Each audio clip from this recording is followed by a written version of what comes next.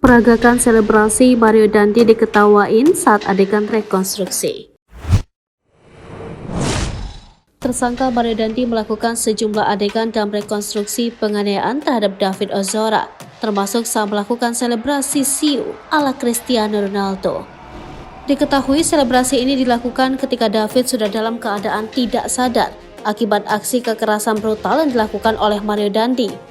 Proses rekonstruksi dilakukan di kawasan Perum Green Permata, Ulu Jambi, Pesanggerahan, Jakarta Selatan pada Jumat 10 Maret 2023. Dikutip dari Kompas, mulanya penyidik mengarahkan Mario Dandi untuk memperagakan saat dirinya menendang pipi kiri David dan dilanjutkan mengitari tubuh korban.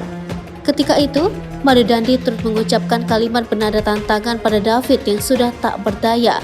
Penyidik kemudian mengatakan berdasarkan berita acara pemeriksaan Mario, Shane Lucas sempat melontarkan kata-kata provokatif, yakni menyuruh untuk menirukan gaya tendangan bebas atau free kick dalam sepak bola.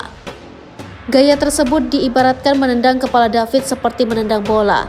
Namun dalam rekonstruksi ini, Shane tampak tak mengakui hal tersebut. Setelah itu, penyidik meminta Mario Dandi memperagakan saat persiapan free kick. Diketahui Mario Dandi melakukan ancang-ancang sebelum melakukan aksi brutalnya itu. Setelah menendang korban, barulah anak Rafael Aluntri Sambodo ini melakukan selebrasi siu. Selebrasi itu diawali dengan berlari, melompat tinggi dan merentangkan kedua tangannya.